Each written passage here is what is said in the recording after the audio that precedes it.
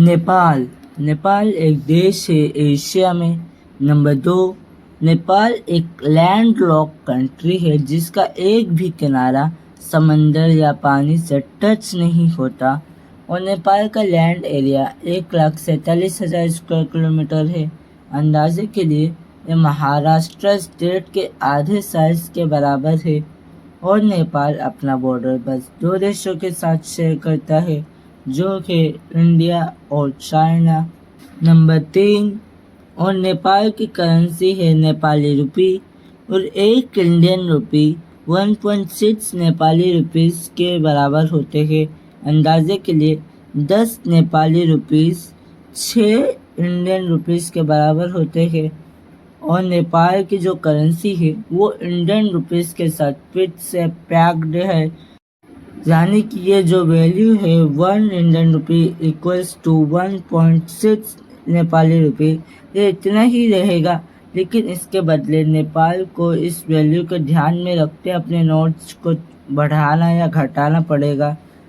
Number 4, Nepal की official language है नेपाली, लेकिन नेपाल में 120 से भी ज़्यादा भाषाओं को बोला जाता है क्योंकि यहाँ पर 100 से भी ज़्यादा एथनिक ग्रुप्स है। एथनिक ग्रुप्स उन्हें कहा जाता है जिनकी अपनी एक अलग हिस्ट्री, ट्रेडिशन, कल्चर और कुछ मामलों में भाषाएं भी होती है, उन्हें एथनिक ग्रुप्स कहा जाता है। नंबर 5, और नेपाल एक वाहिद देश है जो कि आज तक कभी भी किसी देश के द्वारा कब्जा या हुक्म नहीं किया गया हो।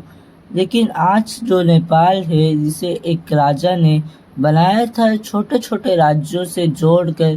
पहले नेपाल एक छोटा छोटा राज्यों में बटा हुआ था। एक राजा ने उसे एक करा था 17th सेंचुरी में और इसे नेपाल नाम दिया। नेपाल 2 संस्कृत शब्दों से आता है, निपा और आला, जिसमें निपा का मतलब फुट ऑफ द हिल्स यानी पहाड़ों के नीचे और आला मतलब होम और प्लेस, इसका मतलब घर या जगह।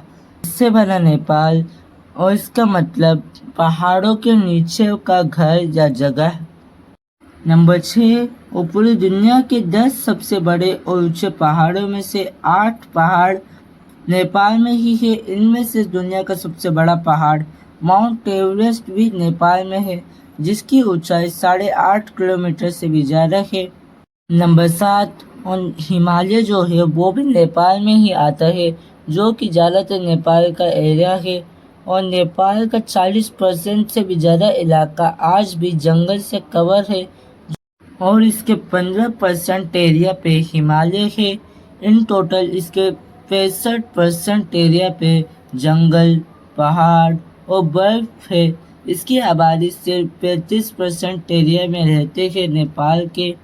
नंबर 8, और नेपाल की पॉपुलेशन 3 करोड़ से भी ज़्यादा है और टूरिज़्म को नेपाल का बैकबोन कहा जाता है क्योंकि टूरिज़्म इंडस्ट्री नेपाल के 11 लाख से भी ज़्यादा लोगों को डायरेक्टली या इनडायरेक्टली काम करते हैं और हर साल नेपाल अपने इस इंडस्ट्री से 10 से 15% कमाता है अपने टोटल कमाई का। और नेपाल दुनिया के कई एडवेंचरस कंट्रीज में से एक है। यहाँ पे आपको पूरे एशिया की दूसरी सबसे ऊंची बंजी जंपिंग मिल जाएगी जो कि 228 मीटर से भी ज़्यादा ऊंची है मकाओ टावर के बाद। और paragliding, sky diving, zip line और भी चीज़ें मिल जाएगी आपको। नंबर 9, और नेपाल में पूरी दुनिया में दूसरे नंबर पे सबसे छोटा एयरपोर्ट है जो कि 527 मीटर्स का ही है। इसका नाम लुक्ला एयरपोर्ट है और इसकी दूसरी ओर एक खाई है, वहाँ पे रनवे ख़त्म होता है।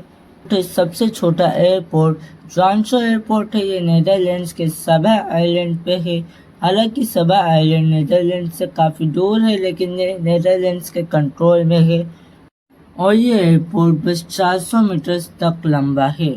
नंबर 10, और नेपाल एक मोनार्की देश था, यानी कि यहाँ पे एक राजा था रूल करने के लिए। ये बस 2008 के बाद डेमोक्रेसी आई और इसका कॉन्स्टिट्यूशन 7 सालों के बाद 2015 में कंप्लीट होने के बाद लागू हुआ था।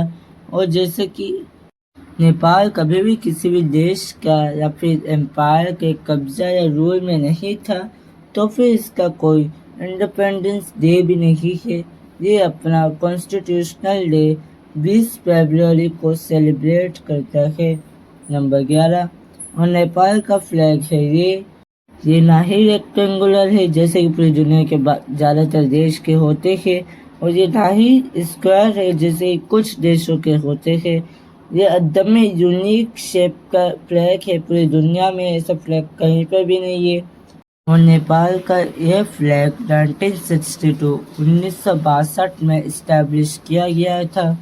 नंबर 12 और नेपाल अपनी 90% से भी ज़्यादा इलेक्ट्रिसिटी हाइड्रो पावर यानी कि डैम्स पानी से जनरेट करता है, और जिसके पास 6000 से भी ज़्यादा नदियाँ हैं जो कि इसे और ज़्यादा मदद करती है हाइड्रो पावर से इलेक्ट्रिसिटी जनरेट करने में।